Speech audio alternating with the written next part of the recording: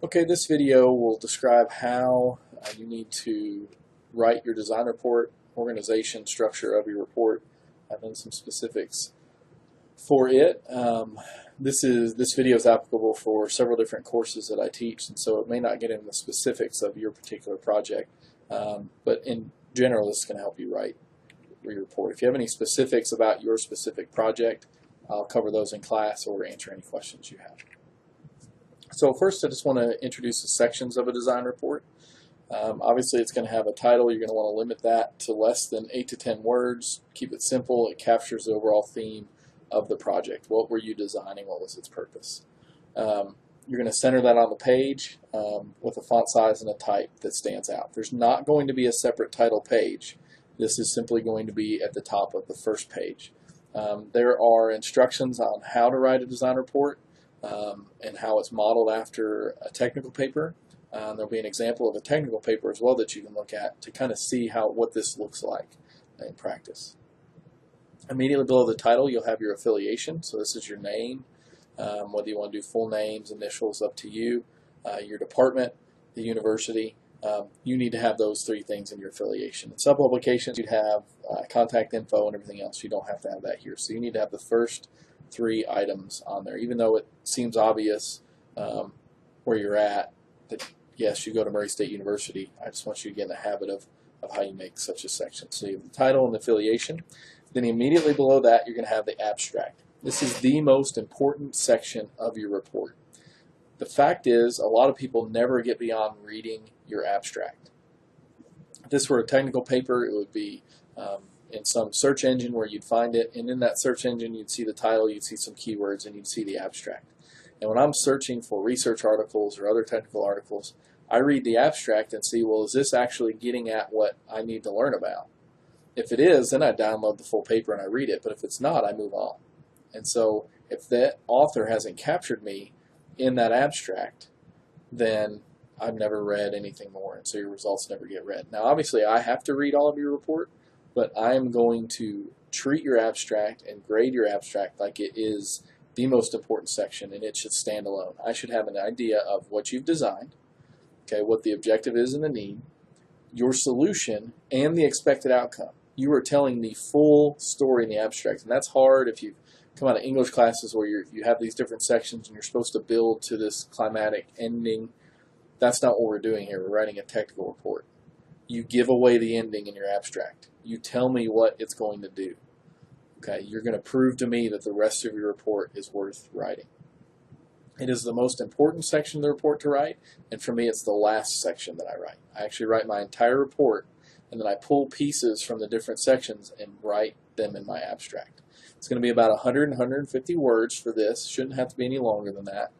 You'll see if you look at some technical papers online that they're longer, but they're more detailed reports that they're summarizing. After your abstract, you'll then get into your introduction. And this is where people struggle, like, well, I just said a bunch of this stuff in the abstract. I don't want to say it again. Go ahead and say it again. Imagine the abstract doesn't exist. That's why I think it's helpful to write it last. You're going to go with your motivation for the project, the need of what you're creating. You're going to clearly state all design constraints, those given to you, and then those that you've generated through discussion and brainstorming. I don't want to just see a list of constraints, bullet items of constraints. You should include them in the text, writing in paragraph form, and a brief explanation of each. Why is that a constraint? Why is that important? Give some detail. Don't just give a bulleted list. That's not the point here.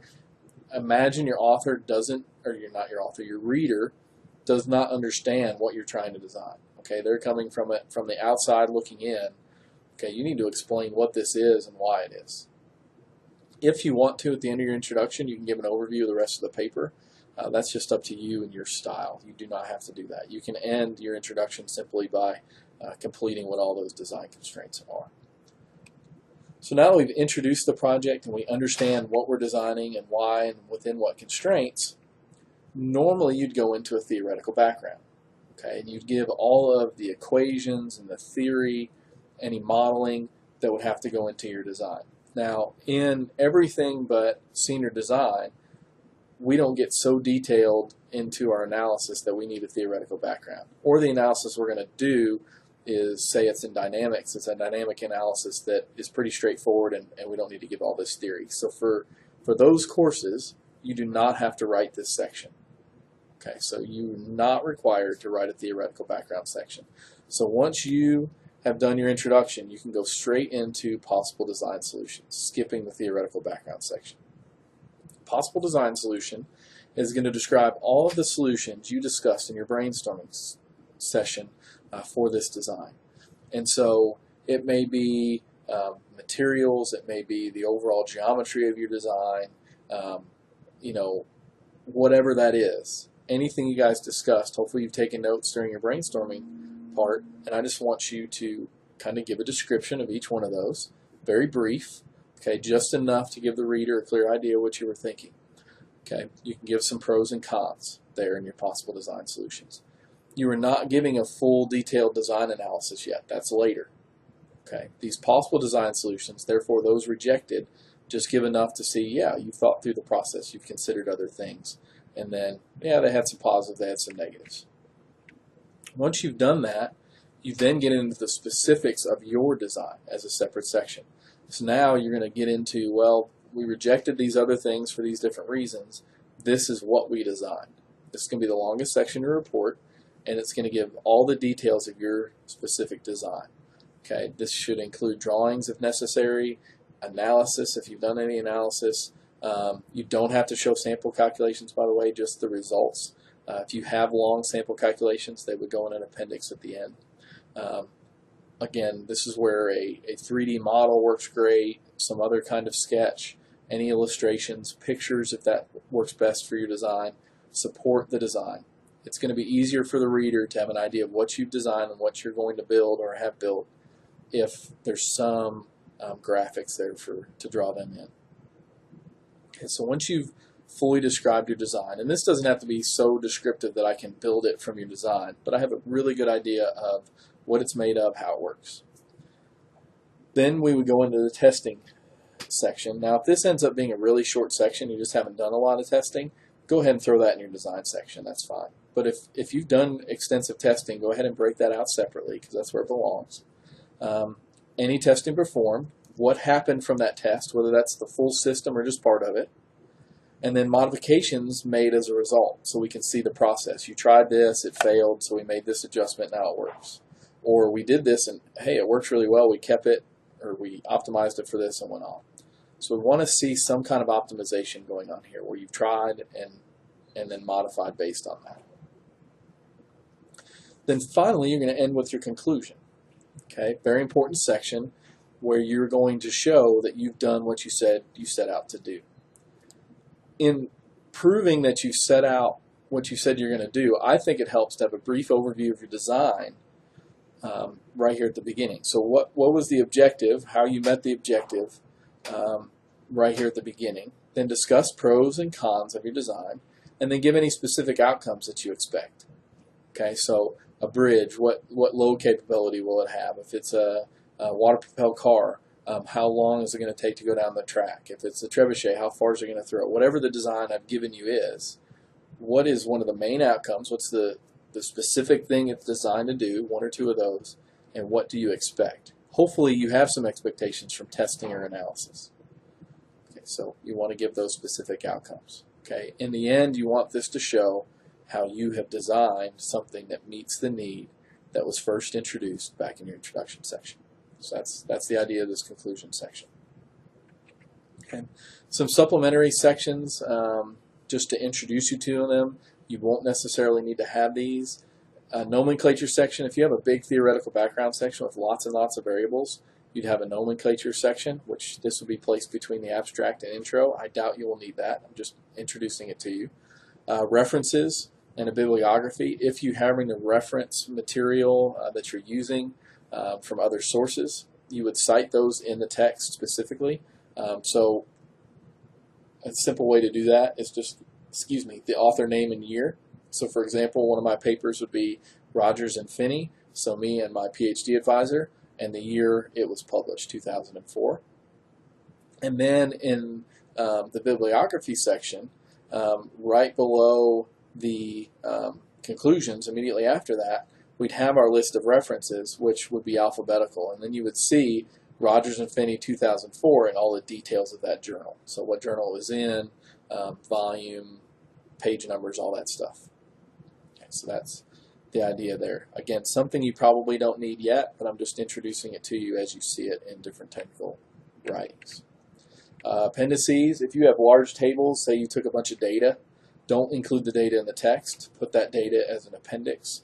Any detailed derivations or sample calculations are going to be more appropriate, most likely as an appendix. The exception would be if you're writing a mathematical paper where you're proving something, but generally engineering, that's not what we're doing. So just use that equation and the result of the equation in the text. If you need to show how it's derived, include that as an appendix and reference that within the text. Figures and tables, how these are handled is very specific how they need to be captioned. Okay, first of all, you have to reference a figure in a text. So if you use an image or an illustration, a 3D model picture within your report, you should reference that somewhere in your text and talk about what's in that picture. You do that by giving it figure 1 if it starts a sentence, or fig 1 if it's part of the sentence, and you just number them sequentially as they appear. And then each figure needs to have a caption. So it's figure number and a brief description. So figure 1 would be, say, drawing of balsa wood tower. Okay, and so you've shown, okay, here's figure number, I can find it, and then what is that showing? Pretty straightforward. Those should be centered underneath the figure. That's important. Almost all publications have you do it this way. Figure captions belong underneath the figure. Tables, okay, they're a little different in that their captions should be centered above the table. Okay, but again, they need to be referenced in the text using numbers, and then it has to include a caption, so with its number and brief description, but again, that goes above the table. So figure captions are below, table captions are above. Okay, margins, fonts, line spacing.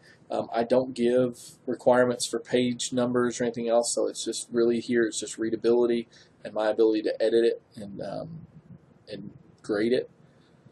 So I prefer a single column of text. So you'll see in some of the technical papers where they have dual columns of text or what looks like a newspaper. I just want one big column, full page width of text.